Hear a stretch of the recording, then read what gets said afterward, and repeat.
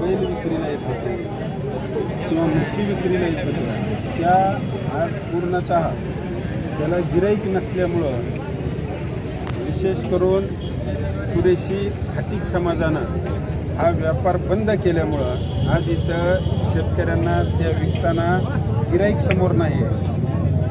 आता ज्या शेतकऱ्यांनी वाहनामध्ये ही जनावरं घालून इथं आणलेली त्यांना भाडं परत नेण्याचं हे शेतकऱ्यांना द्यावं लागतं। 2014 सालापासून हा महाराष्ट्रामध्ये गोवंश हत्याबंदीचा कायदा आल्याच्या नंतर महाराष्ट्रामध्ये वाहतूक करणारे लोक असतील, त्याचे व्यापार करणारे असतील, खाटीक समाजाचे लोक असतील, अजून महाराष्ट्रामध्ये बैल कापताना किंवा गाय कापताना एकही गुन्हा घडलेला नाही।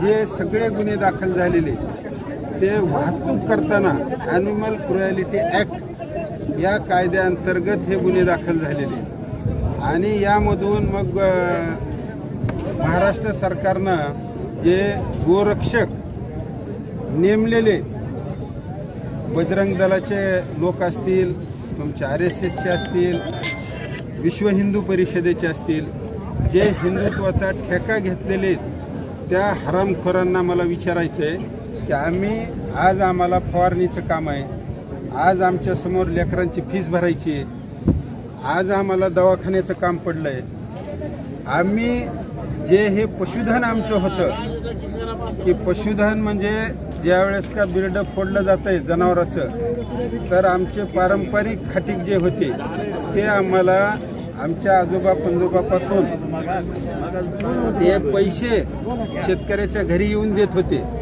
आज अशी परिस्थिती इथं की येऊन द्यायचं तर नाही, आम्ही माल बाजारात आणल्याच्या नंतर सुद्धा कुणी इथं विचारायला तयार नाही।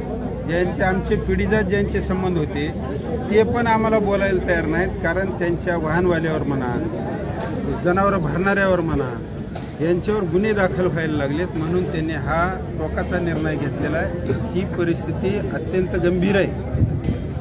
माझं या राज्याच्या मुख्यमंत्र्यांना आणि मंत्रिमंडळामध्ये काम करणारे सगळे जे काही आमदार आहेत, बाकीचे विधानसभेचे विधान परिषदेचे आमदार आहेत, यांना माझं विनंती आहे की खाटीक समाज हा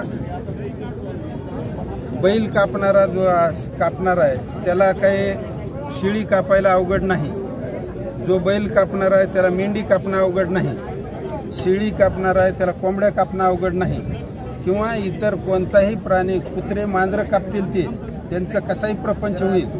पण ज्या शेतकऱ्यांनी जनावरावर ज्यांची उपजीविका आहे, गाय म्हैस हे दुभते जनावरं, त्याचा दुभता काळ संपल्याच्या नंतर जे भाकड जनावरं तयार होतात त्या जनावरांना कसं सांभाळायचं याबद्दलचा प्रश्न देवेंद्र फडणवीसांना विचारण्याची आज गरज आहे। गेल्या 10 वर्षामध्ये या व्यवसायामधल्या 50,000 कमीत कमी हे व्यावसायिकांवर गुन्हे दाखल केलेले आहेत आणि हे गुन्हे दाखल झाल्यामुळं आज आमच्यावर शेतकऱ्यावर ही वेळ आलेली की आमच्या मालाला गिराईक राहिलेलं नाही।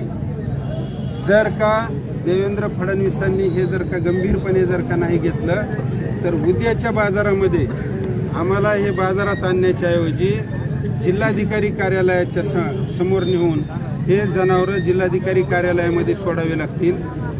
भाकड जनावरं सांभाळताना ज्या